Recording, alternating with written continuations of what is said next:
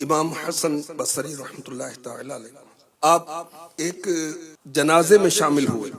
جب میت کو دفن کر چکے تو آپ نے ایک شخص سے فرمایا آپ کا کیا خیال ہے یہ شخص جسے ابھی ہم نے دفن کیا ہے کیا یہ دنیا میں واپس آنے زیادہ سے زیادہ نیک اعمال کرنے اور اپنے گناہوں سے توبہ کرنے کی خواہش نہیں رکھتا ہوگا؟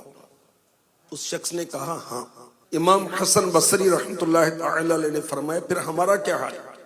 ہم اس میت کی طرح کیوں نہیں ہو جاتے؟ ہمارے پاس ابھی مہلت ہے، ہم دنیا میں موجود ہیں، پھر ہم نیکیوں کی طرف کیوں نہیں بڑھتے؟ گناہوں سے توبہ کیوں نہیں کر لیتے؟ یہ فرما کر حضرت امام حسن بصری رحمۃ اللہ تعالی علیہ تشریف لے چلے اور یہ کہتے جاتے تھے اگر دل زندہ ہو تو ان جنازوں سے بڑھ کر کیا نصیحت ہوگی.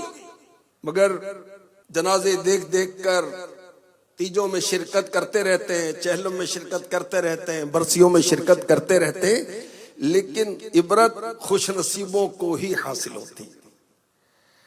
اللہ اکبر. وہ ہے عیش و عشرت کا کوئی محل بھی جہاں طاق میں ہر گھڑی ہو اجل بھی جہاں ہر وقت یہ کھٹکائے، ہر وقت یہ ڈرے کہ ابھی موت آئی اور ابھی آئی، اور ہزاروں افراد موت کے گھاٹ اترتے ہیں روڈ ایکسیڈنٹ کے سبب.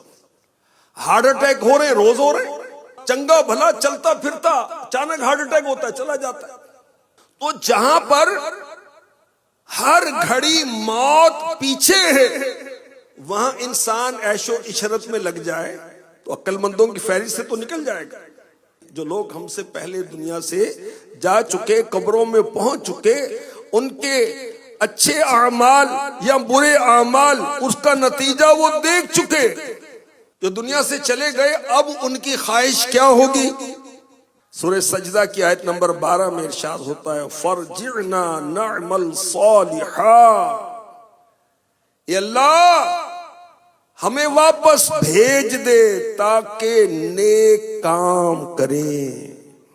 یہ مرنے والوں کی خواہش ہے. ہماری خواہشات تو مکان کی ہے، دولت کی ہے، شہرت کی ہے، عزت کی ہے، پلاٹ کی ہے، پراپرٹی کی ہے، گاڑی کی ہے. مگر جو مر گیا اس کی خواہش کیا ہے؟ اے اللہ پاک ہمیں واپس بھیج دے تاکہ نیک کام کریں.